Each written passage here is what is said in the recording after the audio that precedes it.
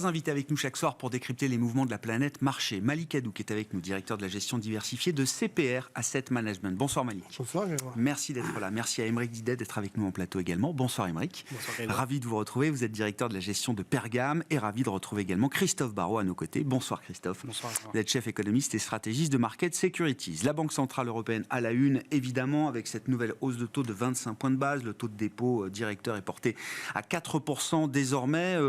Christophe, un niveau avec lequel la BCE semble plus à l'aise, en tout cas un niveau à partir duquel la BCE semble avoir peut-être un peu moins d'appétit pour poursuivre automatiquement en autopilote les hausses de taux qu'on connaît depuis juillet 2022 maintenant. Ouais, je pense que l'idée aujourd'hui, c'est de se dire qu'on va avoir un ralentissement encore un peu plus marqué de l'activité, voire même potentiellement à un moment une contraction. Donc c'était de placer la dernière hausse de taux au bon moment. Donc on était à peu près certain qu'ils voulaient les relever au moins encore une fois. Donc valait mieux tout de suite qu'après. Je pense que l'hypothèse effectivement sous-jacente, c'est que le ralentissement de l'activité puisse permettre d'avoir une inflation qui revienne sous contrôle plus rapidement. C'est un peu ce qui s'est traduit dans les prévisions de croissance 2025, puisque que ce soit le côté headline, donc l'inflation totale ou l'inflation core, on a eu une révision à la baisse.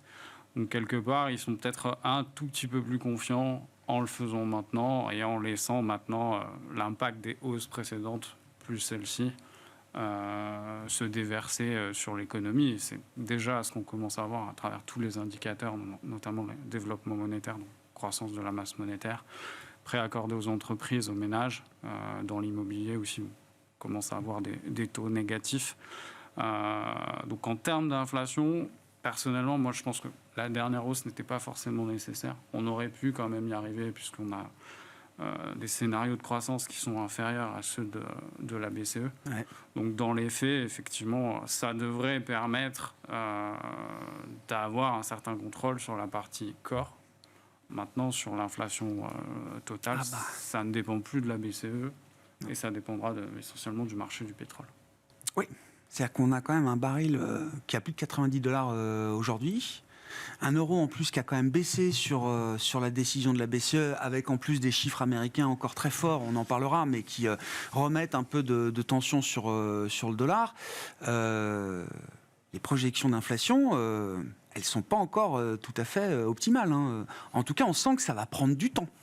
Ouais. Même avec une hausse de taux supplémentaire, quand vous nous dites qu'elle était peut-être pas suffisamment, qu'elle était peut-être pas nécessaire, ça prendra quand même du temps. Hein. Ça prendra du temps, mais là on arrive à un moment où on peut se dire que ça va être un arbitrage dans les dépenses de consommation, à savoir si le prix du pétrole monte et donc le prix de l'essence monte. Ce sera vraisemblablement arbitré par rapport à d'autres achats, donc ce qui pourrait paradoxalement faire baisser peut-être un tout petit peu plus le corps. Je pense que c'est l'idée sous-jacente, même si la différence entre les États-Unis et l'Europe, c'est qu'en Europe, il y a encore du surplus d'épargne. Qu'est-ce qu'on va taper dans l'épargne ou pas? Ça, la question est ouverte et ça impactera forcément les dépenses futures. On a quand même des taux d'épargne monstrueux en Europe, Christophe. Oui. La question c'est qu'on les maintient parce il n'y en a plus aux États-Unis et en Europe on est gorgé d'épargne. C'est 18% par exemple sur des pays comme l'Allemagne ou la France aujourd'hui de niveau d'épargne, de revenus par rapport aux revenus disponibles. Pour donner un comparatif, excès d'épargne accumulé pendant le Covid, aux États-Unis on estime que selon les études, soit il n'y a plus rien, soit il n'y aura plus rien en raison du 4e trimestre. En Europe, selon les économies, reste entre 3 et 5%. Mais le comportement du consommateur américain est complètement différent du consommateur européen qui a peur assez vite. Ouais. Donc on peut rester sur des taux d'épargne monstrueux et cette épargne qui petit à petit se fasse ronger par l'inflation. Malik, c'était la meilleure décision à prendre pour la Banque Centrale Européenne? Non, je n'étais pas. Non. C'était plutôt pour qu'elle ne bouge pas. Pour une pause. Ouais.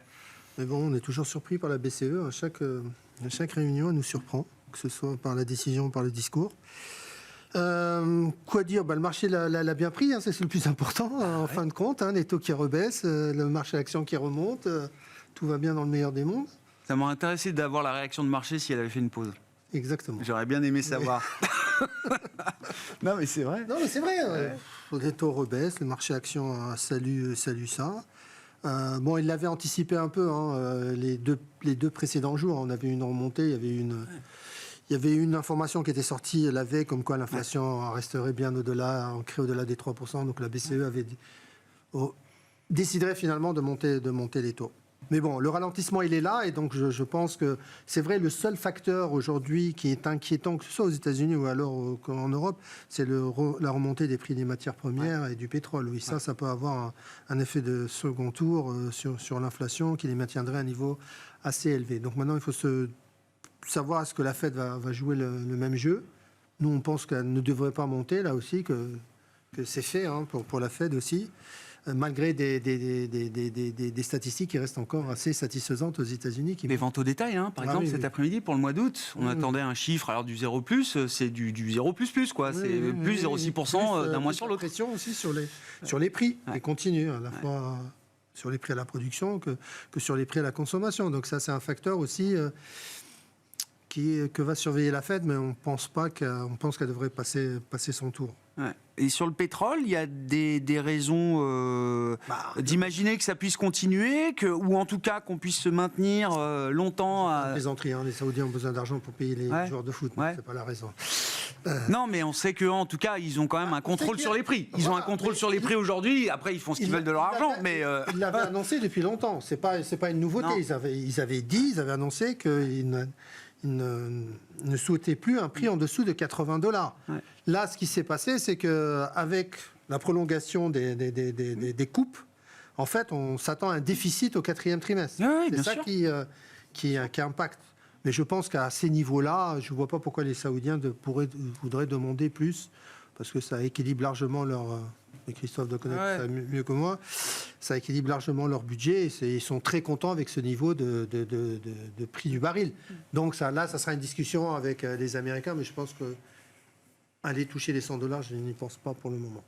Bon, surveille, hein, ça continue de monter quand même le pétrole. Pour l'instant, c'est très pétrole spécifique. On ne voit pas les mêmes mouvements sur les métaux ou sur d'autres. On a vu les métaux ferreux reprendre depuis 3-4 jours 5%. Soi-disant sur une demande chinoise qui serait revenue. Qui se réveille. C'est de la spéculation, à mon avis, pour le moment. Ils ont beaucoup déstocké les métaux aussi en Chine. Oui, c'est ce qu'on m'a expliqué. Oui, tout à fait.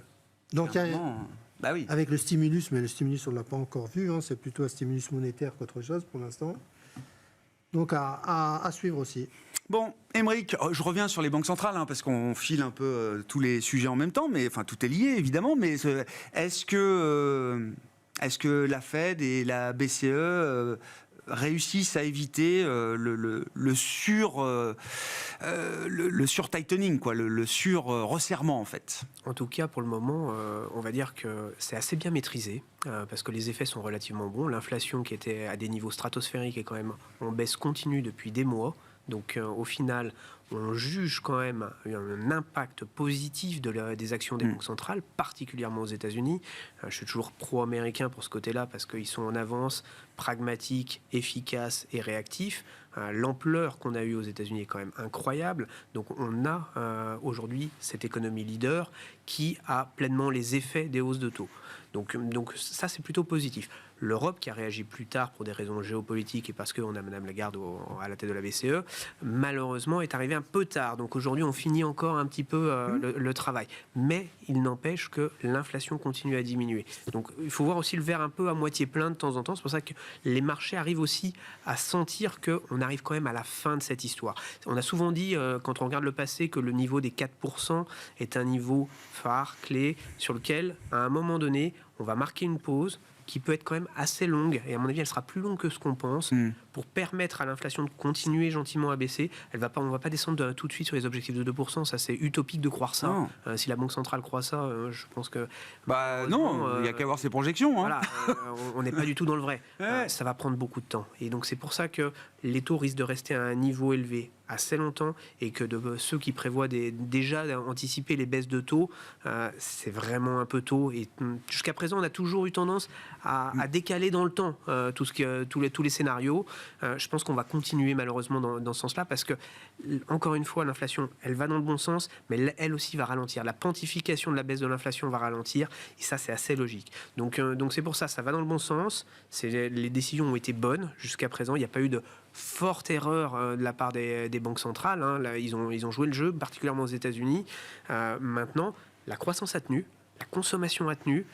Il n'y a pas eu de heurt sur le marché obligataire. On n'a pas eu une explosion des taux de défaut de la part des entreprises. Donc, franchement, c'est une très bonne gestion de l'économie et des. À ce stade, là où on en est aujourd'hui, ça aurait pu être bien pire.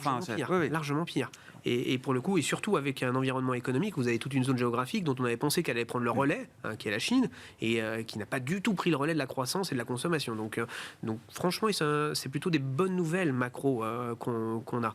Maintenant, il faut voir un petit peu la suite, se projeter et essayer d'imaginer un peu le scénario de demain. Le scénario de demain, pour nous, il est quand même assez sur une stabilisation des décisions de politique monétaire, parce qu'ils vont prendre le temps de juger et de jauger l'impact que ça va avoir dans l'économie, de voir si finalement on ne va pas trop ralentir, parce que le risque il est là.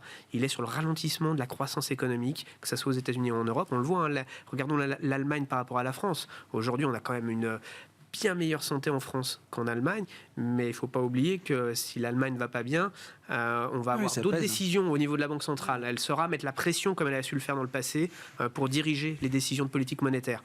Donc là aussi, on a des zones de sensibilité qui peuvent arriver, de tensions qui peuvent arriver, qui sont assez palpables dans les discours.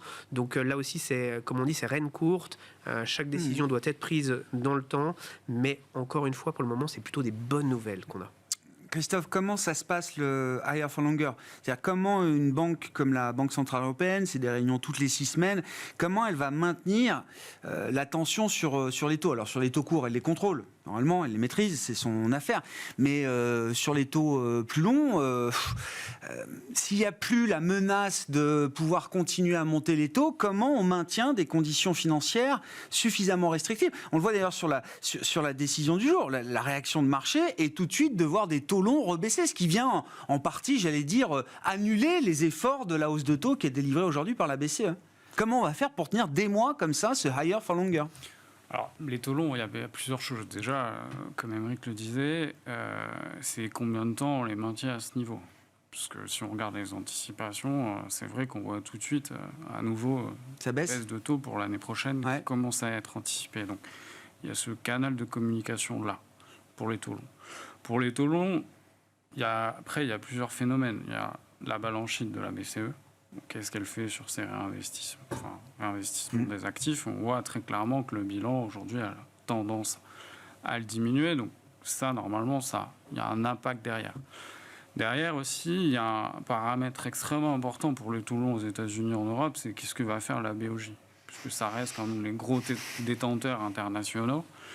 Et on a plutôt tendance à se dire qu'on va vers une réappréciation des taux au Japon et donc partout. Donc ça peut être aussi un facteur qui rentre en ligne de compte derrière. Ça veut dire des Japonais moins incités à venir acheter de la dette en Europe s'ils retrouvent un peu de rendement sur leur propre marché ? Comme on l'a vu en fait depuis maintenant quelques semaines. Donc ça c'est un paramètre à prendre aussi en ligne de compte. Donc voilà, c'est un peu tout ça, BCE à la main sur certaines choses, mais maintenant les taux d'intérêt c'est aussi dépendant de les longs, de ce qui va se passer ailleurs et de la demande pour ou contre à un moment déterminé. Surtout ce que font les gros pays qui justement engendrent des liquidités, typiquement l'Arabie Saoudite, comment ils vont recycler leurs réserves. On voit qu'ils achètent plus de trésorerie, donc forcément les trésoreries ne rebaissent pas. Donc il y a tout un impact aussi géopolitique. Donc c'est pas si simple que ça. Avoir la main sur les taux courts peut-être, mais les taux longs aujourd'hui, moi j'ai l'impression que c'est beaucoup plus complexe qu'il y a 4-5 ans. Et ça implique quoi ? Ça implique des taux longs aux États-Unis et en Europe qui peuvent rester plutôt tiltés à la hausse encore, ou est-ce que c'est déjà des points d'entrée pour des investisseurs aujourd'hui ? En buy and hold, ça paraît quand même assez intéressant sur beaucoup de zones. Maintenant, si on regarde à très court terme, le risque, c'est que même si on est contraction de l'activité en zone euro, c'est qu'on est plutôt tendance à paramètres d'inflation à voir, mais on a l'impression que l'inflation à court terme, elle peut rester un tout petit peu plus élevée qu'on l'aurait cru. Qu'on ne maîtrise pas aussi la dynamique sur les métaux et notamment le pétrole. Qu'on est aussi dans une phase où on a un taux de chômage au plus bas historique, on a une croissance des salaires ultra élevée. Donc c'est peut-être pas forcément un facteur aussi déterminant dans leur prise de décision. En gros, ce qui fera changer les banques centrales d'avis sur le higher for longer, c'est quand l'inflation ne sera plus la principale préoccupation des ménages. Et aujourd'hui, elle est très loin devant le marché du travail, l'état de l'économie. Évidemment. Et c'est encore plus, ce que je viens de dire est encore plus valable aux États-Unis où il y a des élections l'année prochaine. La question de la duration, on la pose à chaque fois, Malik, mais oui, 4,30 sur le 10 ans américain, forcément, c'est un point d'entrée important. Indéniablement, oui, c'est un point d'entrée. Et même si les choses se compliquaient, on verrait un taux 10 ans, si on avait une remontée de l'inflation dans les semaines à venir. D'ailleurs, il faudra faire attention aux chiffres du mois de novembre aux États-Unis. Oui, il y a un jeu d'effet de base, de repondération de certains items, etc. Qui pourrait être interprété par certains. C'est facile de repondérer les indices quand plus personne déjà ne comprend rien à l'inflation. Ce chiffre-là, il faudra le suivre. Bon. Les taux 10 ans pourront remonter autour de 4,70, oui, 4,80. Voilà, c'est un maximum à notre avis. Donc c'est des points d'entrée. Mais il y a une asymétrie quand même aujourd'hui qui est intéressante pour un investisseur. Tout à fait.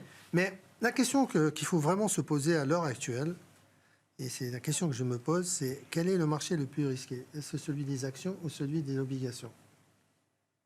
Et j'ai tendance de plus en plus à dire que le marché le moins risqué, c'est celui des actions. Je veux bien qu'on développe, Malik. Oui, parce que vous avez... les leçons de 2022 sont encore dans toutes les mémoires. Tout à fait. La raison en est qu'on a une économie qui est résiliente, on a des consommateurs qui sont encore présents, on a des entreprises qui ont délivré au niveau des earnings et a priori on s'attend à ce que celle de la troisième trimestre soit meilleure encore aux États-Unis malgré une valorisation qui reste tendue. C'est vrai, mais la valorisation aujourd'hui, honnêtement, personne n'y prête vraiment attention. Si on exclut les 7 valeurs, les grosses aux États-Unis, on revient sur une moyenne historique avec une reprise des bénéfices attendus des entreprises. Et sur les taux, vous avez une inquiétude à la fois, comme on l'avait dit, sur l'offre et la demande, un déséquilibre à l'heure actuelle, plus l'inquiétude sur l'inflation, les salaires qui progressent aussi en Europe, aux États-Unis qui semblent se stabiliser, mais le marché de l'emploi reste malgré tout assez serein. On ne voit pas une décélération massive. On nous dit que ça ralentit.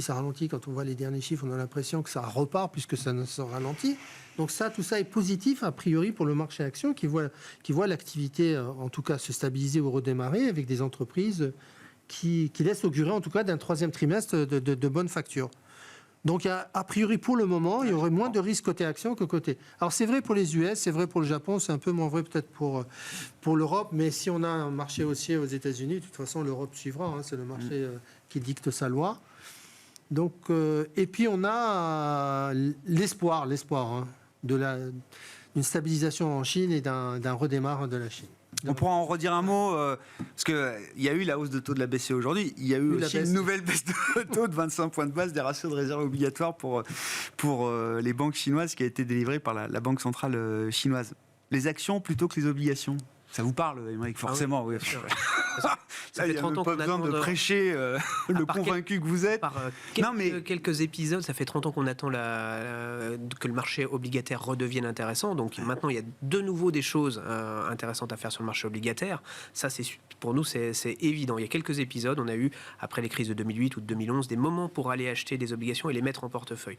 Nous, on est plutôt à penser que ce marché qui s'est réouvert, qui est le marché obligataire, notamment dans la gestion privée, pour les clients privés, c'est important de l'utiliser quand même à bon escient parce que ça permet quand même de mettre de l'argent au travail en investissant sur des obligations d'entreprise. Actuellement, le marché du haut rendement est peut-être un peu survalorisé parce que l'écart entre le haut rendement et ce qu'on appelle l'investment grade est plutôt faible.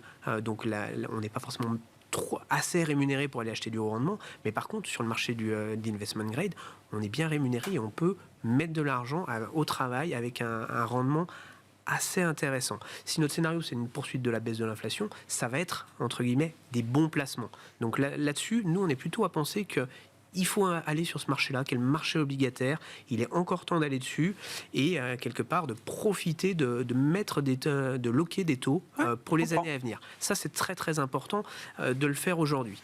Maintenant, le marché action, oui, en effet, il offre du potentiel parce que quand on enlève ces grandes tech américaines, oui, les valorisations, elles sont tout ce qui est pas raisonnable, mais en tout cas, elles sont justifiables. Donc ça, c'est important.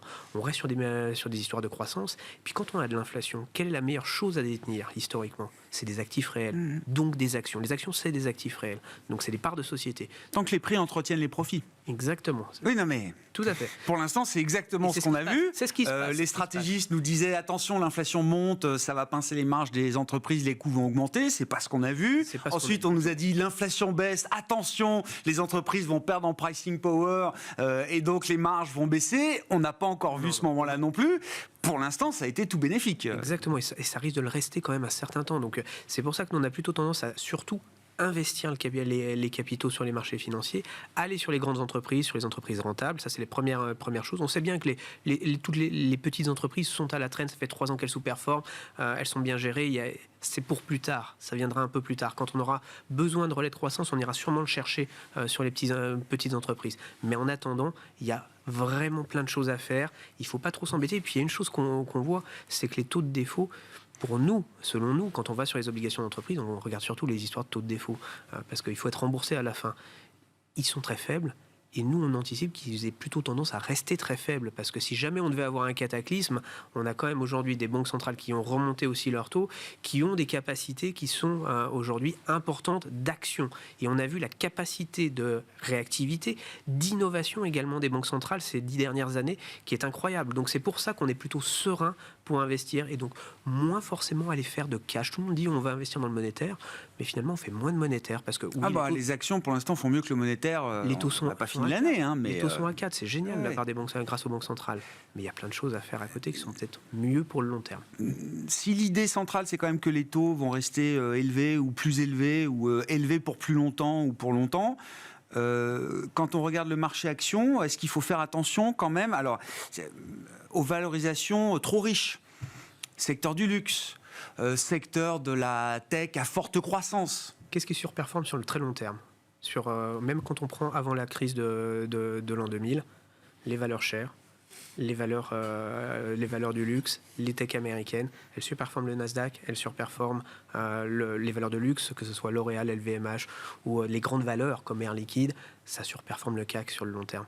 Donc ce qui est la cherté d'une valeur ne fait pas forcément son inintérêt pour le marché action. C'est juste que de temps en temps, il faut en avoir un peu plus quand les valorisations sont plus faibles, et quand elles sont à des niveaux extrêmement élevés comme on a eu, on peut se poser des questions pour les alléger, mais il faut toujours les garder en portefeuille. Et là, on est dans quel cas là Là, aujourd'hui, clairement, pour les valeurs de luxe, on est plutôt à réduire la pondération des valeurs de luxe. D'accord. Pour une raison aussi pragmatique, qui est, on a une zone qui est importante pour les valeurs de luxe, qui est l'Asie et la Chine, qui n'arrivent pas à redémarrer. Donc, si on est logique, on en garde, mais moins qu'avant. Christophe, je vous ramène à la macro américaine peut-être là on verra ce soir comment se terminent ou pas les négociations avec le syndicat automobile américain et les grandes Détroits. Il y a ce risque de grève, tout le monde a fait des calculs parce que ça pourrait être une grève massive historique, un peu synchrone chez des usines clés des 3 grands constructeurs américains. On reparle d'un risque de government shutdown, il faut se mettre d'accord sur le budget de l'exercice fiscal à venir aux États-Unis, qui sera en plus une année d'élection. Il y avait les remboursements des prêts étudiants qui étaient suspendus, c'est ça, qui vont devoir reprendre. Tous ces petits phénomènes mis bout à bout, ces risques, en tout cas, comment vous les évaluez aujourd'hui ? Ça peut avoir des impacts ? Est-ce que c'est un game changer pour la trajectoire de la croissance américaine l'an prochain ? L'idée, c'est il y a un vrai... Pour la première fois depuis très longtemps, il y a un vrai risque au 4e trimestre, surtout parce qu'on va avoir un très bon 3e trimestre. Il y a un vrai risque d'avoir un PIB négatif à un moment, pour des raisons qui sont diverses et variées. Alors, la grève automobile en fait partie, surtout si elle dure, parce que le coût est exponentiel. Donc, il faudra quand même suivre un petit peu. Le gouvernement de shutdown, évidemment, mais je pense qu'à partir du 4e trimestre, le vrai test, c'est le consommateur américain. Ouais, c'est ce que vous dites. Les dépenses de consommation, aujourd'hui, elles ont été soutenues depuis maintenant plusieurs mois par l'épargne excédentaire, donc accumulée pendant le Covid, Ça, c'est arrive fini. à échéance. Ouais. Le crédit qui avait explosé, et notamment le crédit revolving, sur lequel les conditions de crédit sont, on va dire, beaucoup plus difficiles. Et on a des taux d'intérêt qui sont supérieurs à 22%. Donc on est dans une phase où en plus on a la charge de ces taux d'intérêt qui pèsent sur le budget des ménages. Plus, comme on en a parlé en début d'émission, le prix de l'essence qui explose. Donc à paramètre constant, ça va forcément impacter la dépense réelle. Si on rajoute les intérêts d'emprunt sur les prêts étudiants, donc ça rajoute une couche encore supplémentaire. Et ensuite, sur le marché de l'emploi, même si le marché de l'emploi se tient, on est quand même sur une décélération. Avant, c'était 400 000 créations par mois. Là, on est plutôt en dessous des 200 000. Donc, les effets positifs ont eu tendance, je dirais, à se normaliser, même s'ils sont encore plutôt bons. Et on a tout un tas de facteurs négatifs qui arrivent maintenant. Donc, on a un vrai test. Et sachant que la conso a été artificiellement poussée quand même juillet-août sur des effets température favorables, sur les concerts Beyoncé, Taylor Swift. J'adore. Et l'impact est super important parce qu'on ne se rend pas compte. 2 films au cinéma et une série de concerts de Taylor Swift et Beyoncé, ça fait le PIB américain, quoi. Non mais c'est génial, c'est l'économie du loisir. Non mais l'impact est significatif. Et une journée de solde chez Amazon, quoi. Voilà. Amazon Non, et les températures ultra favorables. Et les températures favorables. Donc qui boostent à la fois toute la partie conso, donc hospitalité, et tout ce qui va être consommation d'énergie. Donc on a eu plein de petits effets favorables au T3. On sait qu'ils ne vont pas se renouveler, voire que la simple normalisation crée un effet de base négatif, plus les autres paramètres autour. Donc le vrai test, en fait, de la croissance US, il arrive au T4. Et après, sur toute la partie investissement, il y a les taux d'intérêt, durcissement des conditions de crédit. On sait que c'est un effet qui va avoir un retard de 4 trimestres.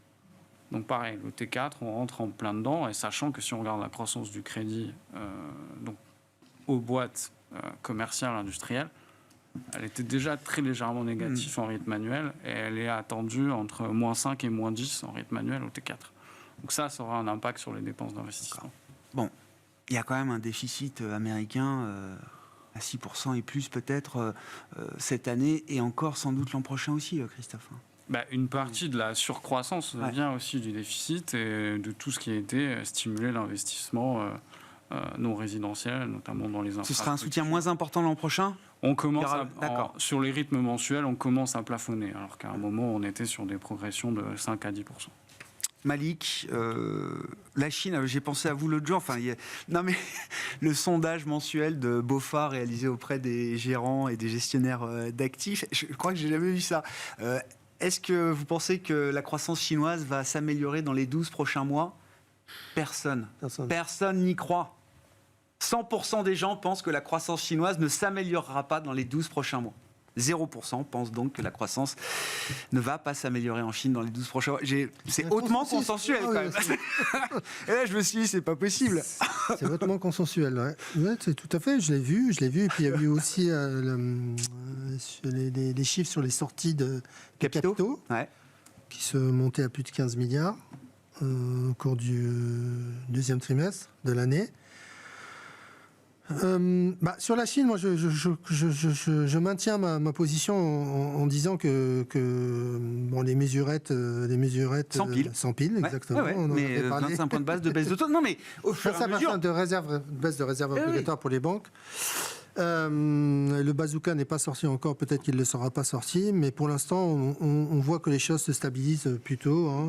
Donc, moi, boursièrement parlant, je pense qu'il y aura un rallye. Rien qu'une stabilisation et du sentiment même, j'allais dire général, sur la Chine, vu la valorisation des marchés actions chinois, ça peut déclencher quelque chose. Ça peut déclencher quelque chose et je pense qu'on l'aura.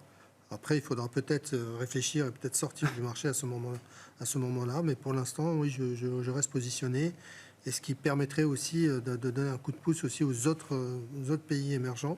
Parce que c'est des actifs qui sont intéressants, mais qui restent en retard. À part l'Amérique latine, elle qui a bénéficié, bien entendu, à la fois de la baisse des taux qui a été enclenchée dans plusieurs pays, mais aussi par la remontée des prix des matières premières, hein, bien entendu. Il manque la baisse du dollar, quand même, comme facteur de vrai soutien pour une surperformance des émergents face aux développés. Vous avez tout à fait raison. On commence à avoir les matières premières, mais il manque la baisse du dollar. Oui, mais elle n'arrivera pas pour le moment. Et je pense que malgré cela, les marchés émergents ont résisté, n'ont pas baissé au cours des 2 derniers mois et ont fait jeu égal avec le marché américain, un peu mieux que le marché européen. Donc voilà un repositionnement sur ces marchés. Ah ouais. Le marché américain reste bien entendu le marché préféré pour le moment, avec le Japon. Qui bénéficie là aussi de la dépréciation du yen, même si on peut s'attendre à ce que, après les déclarations du président de la Banque centrale japonaise, qu'il y ait une modification, mais on ne s'y attend pas vraiment. Ils ne vont pas maintenant...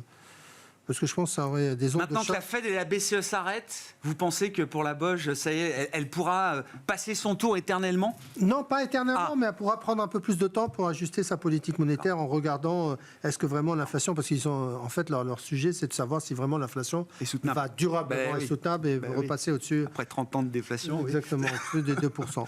Donc pour l'instant, on reste positionné sur le marché action avec des préférences pour le Japon, États-Unis en premier lieu, Japon et ensuite... se positionner un peu sur la Chine, toujours avoir des positions sur la Chine. Ouais, c'est assez pro-cycle quand même, je trouve, dans l'idée. C'est pas du risk-off. Non, on n'est pas en risk-off pour l'instant. Ouais. Aymeric, je voulais bien qu'on dise un mot. Alors j'attendais de voir si on avait la cotation de ARM Holding, mais sur le marché américain, je crois qu'on l'a pas encore. Mais les indications que je regardais avant de prendre l'antenne tout à l'heure, c'était quand même l'idée d'une hausse entre 15 et 20%, 18% peut-être. Bon, ça peut bouger très très vite. C'est quand même la plus grosse introduction en bourse de l'année, regardée par tout le monde, parce que en plus, secteur clé des semi-conducteurs, un architecte des puces et de l'industrie des semi-conducteurs. Est-ce que ça vous intéresse ? L'opération en tant que telle et ARM vous intéresse ? Bien sûr, parce que c'est un secteur clé, un secteur incroyable, une société qui est extrêmement chère, là encore. On en parlait tout à l'heure des sociétés chères, mais celle-là est extrêmement chère. Une société dans le secteur, c'est plutôt entre 12 et 15 fois le chiffre d'affaires. Ouais. Là, on est au-dessus de 20 fois.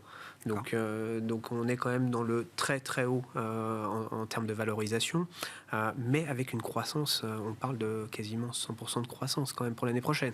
Donc on est vraiment dans l'hypercroissance, dans les sociétés qui sont finalement...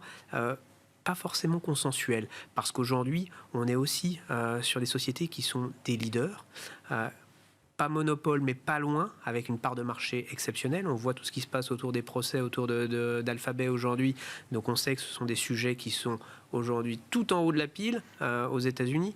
Donc là aussi, c'est des sociétés qu'on regarde, dans lesquelles on est prêt quand même à s'intéresser pour rentrer sur ce genre de société, avec des toutes petites tailles évidemment à cause de la valorisation, mais ça reste quand même des leaders qu'il faut regarder, parce que derrière il y a quand même du chiffre d'affaires. Donc c'est pas une petite start-up qu'on valorise à un niveau exceptionnel. C'est une vraie entreprise qui fonctionne, qui finalement est un acteur clé du secteur qu'il faut avoir. Donc c'est pour ça qu'on est plutôt si on a une hausse et une stabilisation du cours, à vouloir éventuellement rentrer des petites positions sur ce genre de valeur. Après, ça risque d'être extrêmement volatile dans les premiers jours de cotation. C'est pour ça qu'on va prendre un petit peu notre temps. Il y a différentes stratégies quand on a une introduction en bourse. Soit on est servi à l'introduction, donc si on est très bien, tant mieux. Habituellement, quand on est européen et qu'on a une introduction après, il vaut mieux attendre, type, et qu'on a des titres, c'est pas forcément très bon signe. Donc, c'est que ça s'est mal vendu. Voilà, quand ça arrive jusqu'à nous, c'est que forcément, c'est pas. C'est que là-bas ils n'en ont pas voulu, quoi. Voilà. Donc c'est plutôt c'est pour ça, dans ce genre de situation, on préfère pas faire de demande à l'IPO. On préfère voir, attendre. Pour les premiers jours, c'est juste du trading, pour essayer d'engranger du gain, ce qu'on appelle le gain. Non, mais ça permet de tester un peu. Bon, enfin, faut-il encore tester l'appétit du marché pour l'intelligence artificielle générative, qui a été le thème de cette année 2023. Mais ce sera un test de plus, quoi. C'est un acteur clé, donc pour le coup, il faut s'y intéresser. Et une fois qu'on aura un peu de stabilisation sur le cours, là, on va voir à un moment donné un peu plus d'écrits sur la société. Et on pourra éventuellement constituer des vraies positions là-dessus. Bon, on suivra effectivement Arm Holding. Un mot encore peut-être. Alors, sur la Chine, effectivement, Christophe, avec vous, qu'est-ce que vous attendez à court terme, là, dans une vision de conjoncturiste, sur l'horizon de temps avec lequel vous êtes le plus confortable pour essayer de comprendre et nous dire ce qui peut se passer en Chine là, d'ici la fin de l'année. Il y a un plénum, je crois, qui se tient au mois d'octobre, toujours un grand rendez-vous important, qui peut être le moment aussi d'une accélération peut-être des mesures de soutien. Alors, dans les faits, moi, ils m'ont beaucoup fait peur, surtout juillet et août, essentiellement parce que le gros point faible, c'est toujours la même chose, c'est le marché immobilier, qu'il a tenu approximativement jusqu'au mois de juin. Et là, on a vu les ventes rechuter, les prix rechuter. Le vrai problème de fond, c'est que on sait que les ménages chinois, au moins 60% de leur richesse, voire un peu plus, se trouvent dans l'immobilier, contre 30% aux États-Unis pour un ordre de comparaison. Donc dès que l'immobilier va mal, ça pèse derrière sur la consommation chinoise. Donc c'est un effet direct, mais aussi indirect, mais assez rapide. Problème des promoteurs immobiliers, c'est que si on regarde un petit peu les chiffres et qu'on extrapole, ceux qui sont sous pression, ils ont un besoin de financement de l'équivalent de 15% du PIB d'ici la fin de l'année. Donc c'est même, techniquement, même l'État chinois ne peut ou ne voudra pas y aller. Donc un énorme risque à paramètres constants. Donc on savait qu'ils allaient intervenir, on l'espérait surtout. Sur l'immobilier, c'est quand même pas négligeable la somme des mesures, parce que baisser les taux d'emprunt sur des mortgages existants. Ça, on avait même du mal à le croire. L'effet signal est quand même assez gros. Baisser de 10 points l'apport sur résidence principale et secondaire, c'est pas non plus négligeable. Et après, il y a une volonté qui est nationale, mais aussi maintenant sur quasiment toutes les villes, c'est d'enlever toutes les mesures de restriction qu'ils avaient appliquées. Donc je pense que ça va être suffisant pour avoir un rebond des ventes d'une part et au moins une stabilité des prix. On sait qu'ils ont une marge de manœuvre parce qu'ils ont créé un fonds dédié pour l'immobilier. Ils n'ont quasiment rien dépensé. Donc, à mon avis, ça va être fait d'ici la fin de l'année, puisque les besoins des promoteurs restent, à mon avis, assez élevés, même si on anticipe un peu un rebond des prix et des ventes. Donc, j'aurais plutôt tendance à dire qu'on va être sur une stabilité de l'activité, voire un très léger rebond grâce à ces mesures. Plus, beaucoup de liquidités injectées, redémarrage des prêts, puisqu'il suffit de forcer les banques à prêter, et ça peut marcher. Maintenant, le problème, il reste structurel. Oui, sur le long terme, non, d'accord. Mais sur du très court terme, on peut se dire que, il y aura de la volatilité, mais ils ont bien conscience du problème. Maintenant, je ne crois pas au bazooka, parce que qui dit bazooka dit que ça aura des effets positifs sur d'autres pays, et c'est pas ce qu'ils veulent. Ils ne font plus du tout ça depuis 2018. Ça reste tactique, maintenant, la Chine, on l'a compris comme ça. On verra, ce sera peut-être l'invité de la fin d'année 2023. Mais en termes de marché, je suis assez d'accord que là, on a peut-être une bonne fenêtre de tir. On verra si la Chine... Les marchés chinois s'invitent dans le jeu des marchés globaux d'ici la fin de l'année 2023. Merci beaucoup, messieurs. Merci d'avoir été les invités de Planète Marché ce soir. Christophe Barrault, Market Securities, Aymeric Didet, Pergam et Malik Hadouk, CPR Asset Management.